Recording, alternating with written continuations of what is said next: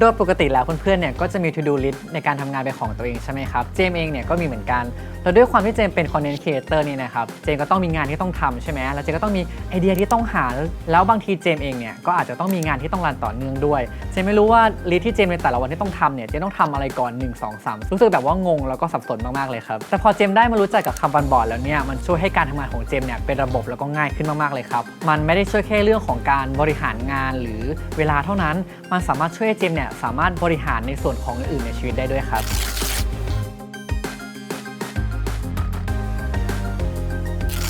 บแล้วKanban boardเนี่ยคืออะไรKanban boardนะครับมันคือบอร์ดเคลียร์งานที่ทำให้เราเนี่ยได้เห็นภาพรวมของงานที่เราจะทำทั้งหมดมันทำให้งานของเราเนี่ยเป็นระบบมากยิ่งขึ้นและเพื่อนร่วมงานของเรานะครับสามารถเข้ามาดูงานของเราได้ด้วยเนาะว่างานของเราเนี่ยถึงขั้นตอนไหนแล้วมันทำให้เราเนี่ยโฟกัสงานได้มีประสิทธิภาพมากกว่าเดิมครั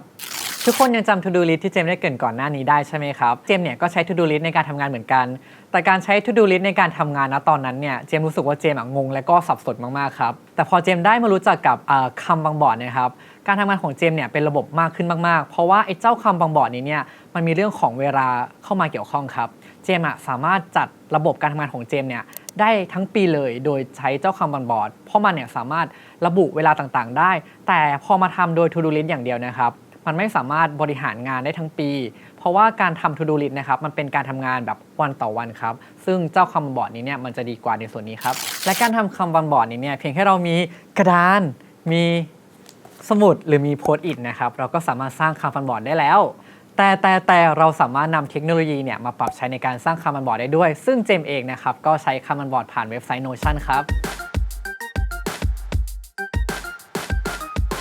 เพื่อนๆรู้ไหมครับว่าKanban boardนะครับมีต้นกำเนิดมาจากวิศวกรชาวญี่ปุ่นท่านหนึ่งที่เขาเนี่ยทำงานอยู่ที่บริษัทโตโยต้าแล้วไอ้เจ้าความคิดนี้เนี่ยทุกคนมันถูกใช้มาอย่างยาวนานมามากกว่าครึ่งศตวรรษกันเลยทีเดียวและในปัจจุบันนี้นะครับมันก็ยังถูกใช้อยู่แสดงว่าไอ้เจ้าความคิดนี้เนี่ยมันเวิร์กมากๆเลยครับ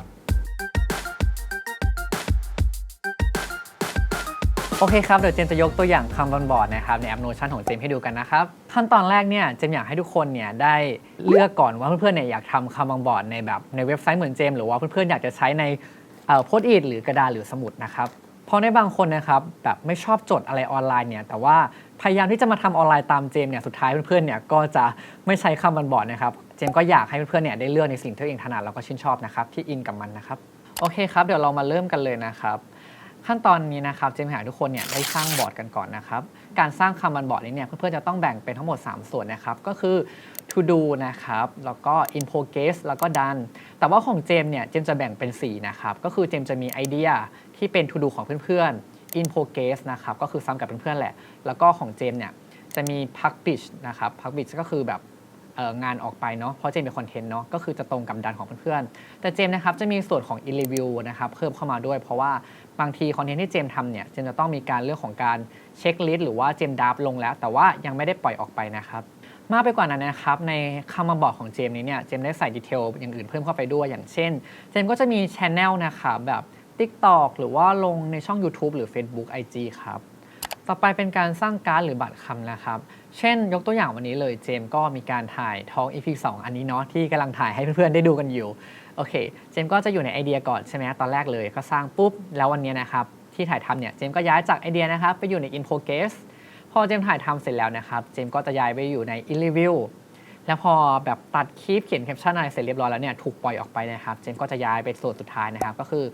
publish นะครับหรือว่าเป็นในส่วนของดันของเพื่อนๆนั่นเองแล้วก็อย่าลืมนะครับว่าไอ้เจ้าKanban boardนี้เนี่ยสามารถมีเพื่อนร่วมงานหรือหัวหน้างานเนี่ยมาดูความเคลื่อนไหวภาพรวมของงานเราได้ด้วยถ้าทำเป็นกระดานนะครับก็มีปัญหาอะไรถูกใช่ไหมครับเพราะว่าในออฟฟิศเนี่ยเพื่อนๆเนี่ยอาจจะมีกระดานอันใหญ่ๆก็ได้แล้วหัวหน้างานติดโพสต์อิทกันเพื่อนร่วมงานสามารถติดกันได้แต่เจมเนี่ยทำในออนไลน์ใช่ไหมครับเจมก็สามารถส่งลิงก์นะครับไปให้เพื่อนร่วมงานหรือหัวหน้างานเนี่ยมาเห็นขั้นตอนการดำเนินงานของเจมได้ด้วยว่าไอ้โปรเจกต์นี้เนี่ยที่เจมทำเนี่ยถึงขั้นตอนไหนแล้วครับเพื่อนๆแล้วก็ในส่วนของ in progress นะครับเจมอยากจะบอกเพื่อนๆนิดนึงว่าในเมื่อเราทำKanban boardแล้วเนี่ยเจมไม่อยากให้เพื่อนๆเนี่ยใส่งาน in progress เนี่ยไป10อย่างเลยเพราะว่ามันจะทำให้เราเนี่ยไม่สามารถมีโฟกัสในงานได้เลยมันไม่ต่างอะไรจากการที่เราเนี่ยทำ to do list นะครับเจมก็เลยมีกฎเป็นของตัวเองว่าเจมจะทำงานประมาณแบบ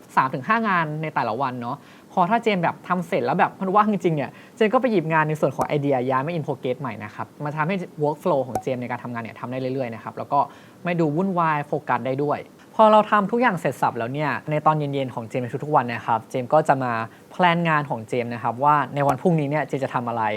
ในส่วนของไอเดียของเจมส์นะครับหรือว่าทูดูของเพื่อนๆเนี่ยเจมส์ก็จะย้ายก้อนเนี้ยมาไว้ใน in progress ครับแต่ว่าถ้าวันไหนที่เจมส์รู้สึกยุ่งมากๆเลยเจมส์แบบคิดไม่ออกว่าพรุ่งนี้ทำอะไรดีเนี่ยเจมส์ก็จะเอาขั้นตอนนี้เนี่ยไปทำพรุ่งนี้เช้าแทนเจมส์รู้สึกว่าไอ้เครื่องมือเนี่ยนะครับมันเป็นตัวช่วยเนาะทำให้เราทำงานได้ดียิ่งขึ้นแต่ถ้าเราไปกดดันกับมันมากเกินไปเจมส์รู้สึกว่าจากที่มันจะช่วยเราเนี่ยมันจะกลายมาเป็นภาระของเราแทนทำให้เราเครียดแบบแทนอะไรไม่ได้สักทีครับเจมส์ก็อยากให้เพื่อนๆนะครับหาวิธีสมดุลกับตัวเองนะครับว่าเพื่อนๆเนี่ยเหมาะกับการทำแบบไหนนะครับไม่กดดันตัวเองจนเกินไปนะครับเจมส์ขอเสริมอีกนิดนึงนะครับการทำKanban boardนี้เนี่ยไม่ได้มีแค่เว็บใน Notion เท่านั้นมันยังสามารถมีเว็บอื่นๆได้อีกด้วยอย่างเช่นก็จะมีเว็บ Monday ครับ Trello ครับ Asana Typee หรือว่า ClickUp ครับทั้งหมดเนี่ยสามารถสร้างKanban boardได้ง่ายๆเลยครับแต่ที่เจมส์ใช้เว็บ Notion นะครับเพราะว่า Notion เนี่ยมันสามารถใช้ฟังก์ชันอื่นๆได้อีกด้วยอย่างเช่นก็จะมีนะครับเป็น Reading List Habit Tracker Travel Planner ครับแล้วก็มี Simple Budget ครับสรุปนะครับไอ้เจ้าKanban boardนี้เนี่ยมันช่วยทำให้งานของเจมส์เนี่ยที่ล้นมือนะครับสามารถเสร็จได้อย่างง่ายดายนะครับแล้วก็ทำให้เจมส์เนี่ยได้เห็นภาพรวมของงานได้เห็น workflow ต่างๆนะครับทำให้งานของเจมส์เนี่ยเป็นระบบมากๆเลยครับแล้วไอ้เจ้าKanban boardนี้นะครับสามารถนำไปปรับใช้ตามสายงานของเพื่อนได้เลยหรือว่านักเรียนนักศึกษานะครับก็สามารถนำไปปรับใช้ได้อย่างอิสระเลยเจมส์ก็หวังว่าคอนเทนต์เรื่องการพัฒนาตัวเองแบบนี้นะครับเพื่อนๆจะชอบกันเนาะเจมส์ก็ขอฝากให้เพื่อนกดไลค์กดแชร์แล้วก็ฝากติดตามคอนโดนิวด้วยนะครับแล้วพบกันใหม่ EP หน้าสวัสดีครับ